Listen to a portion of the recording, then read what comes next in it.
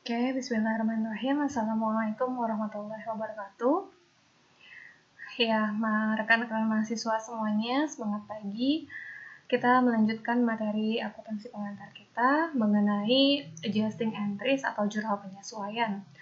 Jadi, sebelumnya kita membahas jenis-jenis dari jurnal penyesuaian atau types of adjusting entries, yaitu dibagi ke dalam dua kategori. Yang pertama adalah deferrals dan yang kedua adalah accruals. Untuk deferrals itu dibagi lagi menjadi dua, yaitu ada prepaid expenses dan unearned revenue. Sementara kalau accruals itu ada accrued revenues dan accrued expense. Untuk yang deferrals itu berarti bahwa ada penyerahan atau perpindahan cash terlebih dahulu antara supplier dan customer, antara penjual dengan pembeli, itu kemudian baru ada penyerahan barang dan jasanya. Sementara untuk di unearned revenue itu berarti dari sisi penjual, sementara kalau prepaid expense itu dari sisi pembeli, seperti itu. Nah, sementara kalau yang accruals itu berarti ada perpindahan barang dan jasa terlebih dahulu, kemudian baru ada pembayaran gitu ya, atau penerimaan cash. Jadi di sini moving goods or services first, and then the payment from the customer to seller itu dilakukan. Oke. Next, berikutnya adalah kita ambil contoh. Di sini ada ilustrasi. Misalnya di sini ada Pioneer Advertising Agency Incorporation. Dia memiliki trial balance per 31 Oktober 2015, yaitu dengan saldo cash sebesar 15.200, $15,200 in debit, supplies $2,500 to in debit, and then there are prepaid insurance, equipment, etc. Until rent expense itu ada $900 in debit. Oke, nah the balance-nya debit and credit is the same. Account is $28,700 in debit and in credit. Nah, di sini sudah ini ya, ada memiliki masing-masing saldo seperti itu. Kemudian kita lanjut ke contoh jurnal penyesuaian yang deferrals. Di sini deferrals yang pertama contohnya adalah prepaid expense. Nah, prepaid expense termasuk kategori deferrals karena dia ini kalau misalnya untuk yang pertama supplies ya, contohnya ya. Supplies itu kan seperti ATK gitu ya, barang-barang habis pakai. Nah, supplies ini kalau perusahaan membeli itu pasti dalam jumlah banyak sekaligus untuk beberapa bulan atau mungkin 1 tahun. Nah, ketika supplies itu dibeli, tentunya perusahaan akan mencatat ke dalam posisi aset di debit gitu ya. Asetnya di debit karena ada pertambahan atau penambahan increases in supplies. So, on debit asset supplies. Nah, for example, di sini ada Pioneer Advertising Incorporation. Purchase supplies costing $2,500 on October 5. Nah, jadi dia sudah melakukan pembelian di tanggal 5 Oktober sebesar 2.500. Tentunya di sini recorded the purchase by increasing debit in asset supplies. Nah, di trial balance-nya, this account shows a balance in trial balance $2,500 in October 21st.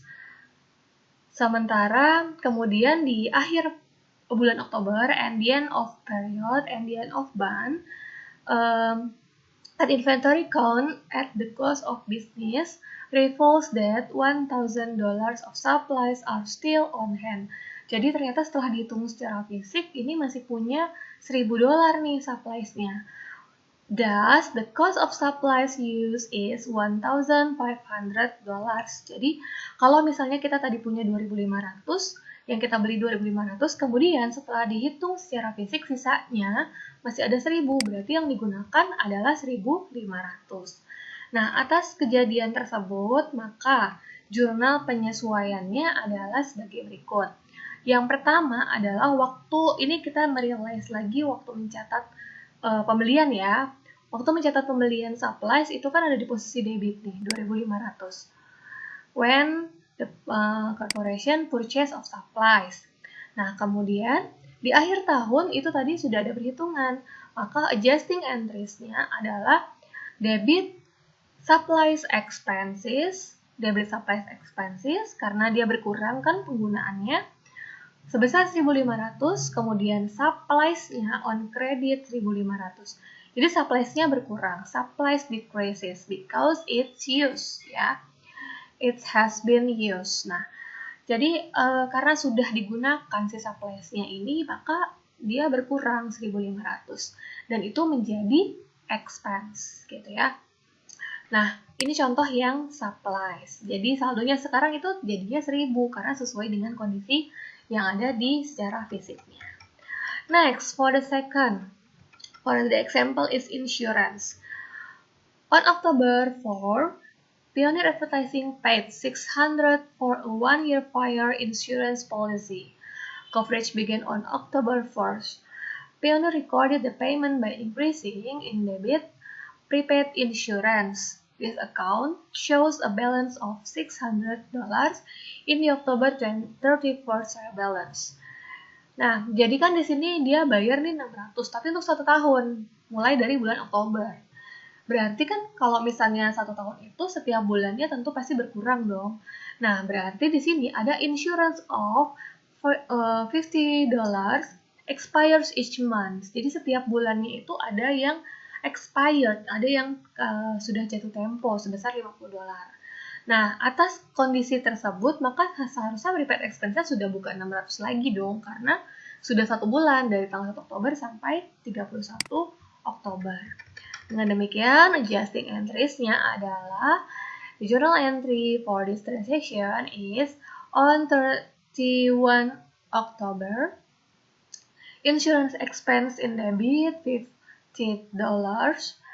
And prepaid insurance on credit $50. Nah, jadi di sini karena sudah yang dibayar tadi ya, prepaid insurance yang dibayar di muka, asuransi dibayar di mukanya 600 itu sudah expired 1 bulan, berarti kan 600 dibagi 12, ada $50. Nah, $50 itu jadi expense gitu. Jadi expense karena kita sudah kadaluarsa, sudah expired ya, sudah menerima manfaat sebenarnya, dengan kata lain seperti itu.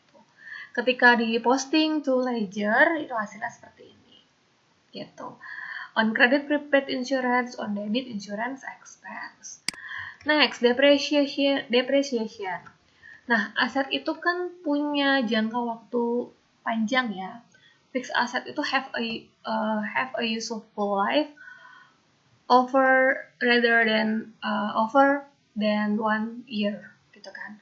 Nah, jadi kalau misalnya aset tetap itu kan dia punya masa manfaat lebih dari 1 tahun. Berarti kan setiap dia menggunakan seharusnya nih berkurang kan, karena sudah ibaratnya sudah aus gitu ya, sudah berkurang nilai manfaatnya. Nah, contohnya ya, misalnya di sini. For Pioneer Advertising, assume that depreciation on equipment is $480,000,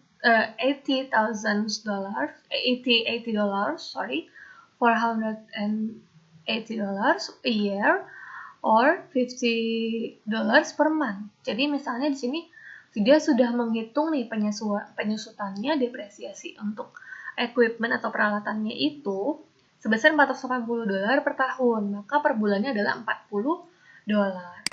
Nah, atas ini berarti adjusting entries-nya adalah on debit depreciation expense and on credit accumulated depreciation equipment.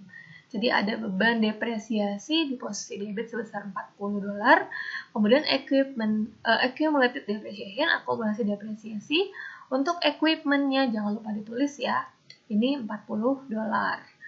Nah, dengan demikian, posting di buku besarnya itu, posting on ledger-nya, balance for equipment is still $5,000, but we have accumulated depreciation equipment on credit from adjusting entries is $40,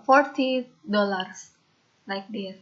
and depreciation expense on debit $40 gitu. Jadi atas ini sebenarnya equipmentnya tetap 5.000, tapi secara penilaian dia sebenarnya sudah berkurang 40 karena ada akumulasi depresiasinya tadi. Oke, jadi dengan demikian nilai bersih dari aset tetap untuk equipmentnya ini sudah bukan lagi 5.000, jadi 5.000 dikurangin $40. Nah, itu gambarannya ya. Jadi sebesar 4.960. Ini adalah net realizable value lah ya gitu ya. Jadi maksudnya nilai bersih gitu, nilai bersih dari equipment. Net realizable value from equipment gitu ya. Book value nilai buku. Book value from equipment is $4,960. Oke. Itu untuk depresiasi. Nah, kemudian next kita ke deferrals yang kedua. The second adjusting entries in deferrals is unearned revenue.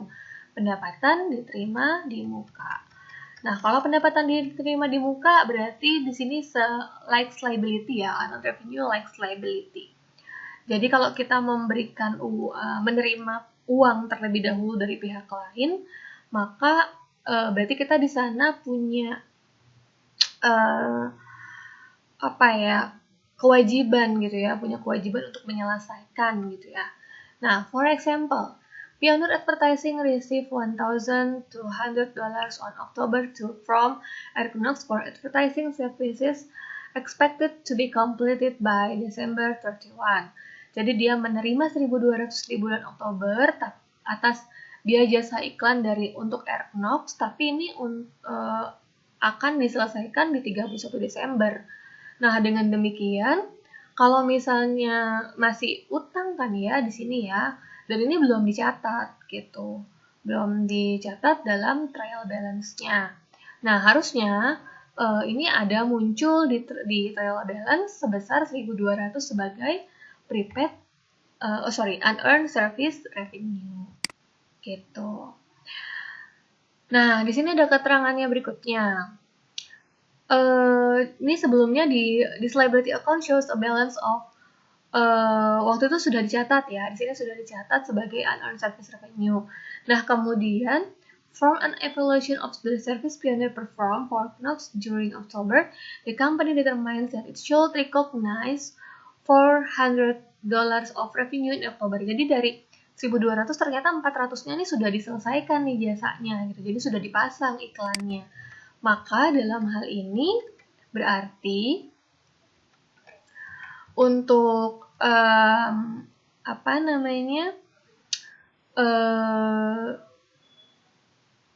dan ini ternyata the liability and or service revenue is therefore decreases and stockholders equity service revenue is increase gitu ya. Nah, di illustration 311, the liability and or service revenue now show a balance of $800 ya. Jadi di ilustrasi 311 itu di sini ya. Nah, di sini nanti menunjukkan saldonya menjadi 800. Kenapa? Karena tadi kan sudah ada 1.200 ya unearned service revenue-nya. Jadi sebelumnya dia sudah menerima pendapatan sebesar 1.200 tapi belum diselesaikan. Nah, ternyata ketika dievaluasi 400-nya sudah selesai gitu. Kalau 400-nya sudah selesai, maka 400-nya ini sudah harus diakui sebagai pendapatan. Maka jurnalnya, adjusting entries-nya adalah unearned service revenue-nya di debit, jadi unearned service revenue-nya decrease, jadi decrease di debit, kemudian di kreditnya adalah service revenue increases ya, sebesar $400. Kemudian diposting ke buku besar, for account unearned service revenue in debit, adjusting entries-nya for $100 and in service revenue on credit adjustment and adjusting entries-nya $400. Jadi di sini unearned service revenue-nya hanya tinggal $800 gitu ya. $800. Nah, service revenue-nya jadi bertambah. Jadi $10,400 service revenue at the end of month. Nah, ini adalah contoh dari unearned service revenue. Jadi pendapatan diterima di muka. Waktu itu dicatatnya masih pendapatan diterima di muka karena belum diselesaikan. Di akhir bulan sudah ada evaluasi, sudah diselesaikan sebagian, maka itu di-adjust atau disesuaikan. Oke, itu adalah adjusting entries untuk yang deferrals di unearned service revenue ya. Kalau diringkas ya untuk deferralsnya seperti itu. Nah, sekarang untuk adjusting entries for accruals ada dua ya, ada accrued revenue sama accrued expense. Accrued revenue berarti tadi apa? Bahwa penyediaan barang dan jasanya sudah dilakukan tapi uangnya belum diterima. Nah, contoh di sini ya, for example, in October Pioneer Advertising Agency Incorporation performed services worth $200 that were not billed to clients on or before October 31. Jadi dia sudah memberikan jasa sebesar 200 tapi belum dicatat sampai tanggal 31 Oktober. Nah, karena belum dicatat maka itu harus dicatat. Sebagai apa? Nah, adjusting entries-nya adalah account receivable, piutang ya, piutang usaha atau piutang dagang. Kemudian on credit service revenue $200. Jadi sebesar jasa yang sudah diberikan. Ketika diposting tinggal dipindahkan saja ya account receivable-nya di debit, kemudian service revenue-nya on credit. Oke, itu adalah untuk accrued revenue. Nah, kemudian untuk accrued expense sekarang. Kalau accrued expense berarti dari sisi yang bayar ya, dari sisi supplier atau yang dari sisi customer yang sudah mendapatkan jasa. Jadi artinya di sini sudah menerima jasa atau barang tapi belum dibayar. Nah, contohnya adalah accrued interest, bunga ya. Pioneer Advertising signed a 3-month note payable in the amount of $5,000 on October 1. The note requires Pioneer to pay interest at an annual rate of 12%. Jadi dia sudah punya notes payable, utang wesel sebesar 5.000, kemudian dia harus membayarkan bunga setiap tahunnya itu sebesar 12%. Nah, 12% kita hitung dulu ya, 12% dari 5.000 yaitu 100. Di sini 12% kali 5.000, tapi kan dari Oktober ke Desember ya. Oktober ke Desember. Oktober, November, Desember. Nah, berarti 3 bulan nih. 3 bulan jatuh temponya. Nah, kemudian berarti untuk per bulannya adalah $50 ya. $50. Oke. Nah, dalam hal ini berarti kalau per bulannya $50, berarti di Oktober dia sudah punya kewajiban nih. Kewajiban untuk beban bunga tersebut gitu. Karena dibayarnya nanti tahunan, maka dia kan bayarnya masih nanti ya. Belum sekarang. Jadi di Oktober ini sudah harus dicatat sebagai kewajiban. In October we have liabilities for interest expense atau beban bunga. Nah, ini analisisnya berarti expense-nya increase and liabilities-nya increase. Jadi adjusting entries-nya for this transaction is interest expense on debit and interest payable on credit. $50. Jadi ini for a month ya. Interest expense for a month for October. Oke, nah postingnya tinggal dipindahkan saja ya. Interest expense-nya dan interest payable-nya. Nah, itu adalah accrued interest di accrued expense. Contoh lain dari accrued expense adalah accrued salaries and wages. Jadi di mana perusahaan pasti kan menerima dulu nih jasa dari pegawainya ya. Pegawai itu kan bekerja tiap hari. Nah, biasanya kalau pegawai itu dibayarkan di awal bulan berikutnya ya. Nah, ini contohnya nih. For the example, Pioneer paid salaries and wages on October 26 for its employee first 2 weeks of work. The next payment of salaries will not occur until November 9. As illustration-nya di sini. Jadi dia udah kerja nih, udah kerja selama 2 minggu, kemudian tapi dibayarnya masih nanti gitu ya, masih berikutnya. Oke, PID-nya di tanggal 9 ya. Di sini kan PID tanggal 26, terus ada lagi bekerja kan, bekerja dari tanggal 27 tanggal 29, 30, 31 ya. 29, 30, 31 ini sudah bekerja untuk periode berikutnya. Untuk periode berikutnya yang akan dibayarkan tanggal 9 November gitu ya. Adjustment periodnya di sini gitu. Jadi udah ada 3 hari kerja nih sebenarnya si pegawai ini. Nah, berarti for the account, the employees receive total salaries and wages of $2,000 for a 5-day work week or $400 per day. Jadi dibayarnya tuh 2.000 per 5 hari seminggu dan per harinya 400. Thus, accrued salaries and wages at October 31 are $1,200 atau 400 dikali 3 ya. Jadi sebenarnya di from 29 to until 31 October itu kan 3 days ya. 3 days dikalikan $400 per day gitu. Jadi di sini dia perusahaan punya kewajiban atas beban gaji tersebut.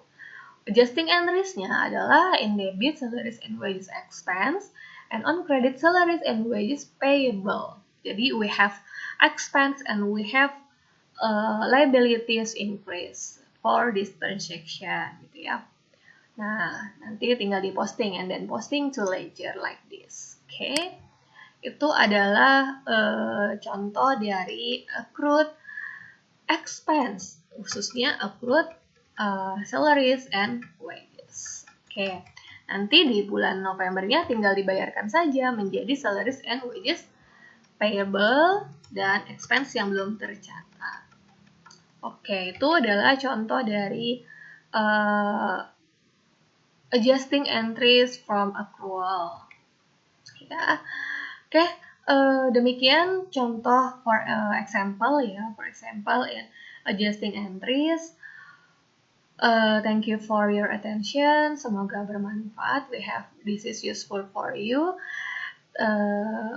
Sorry from my mistakes. Wassalamualaikum warahmatullahi wabarakatuh.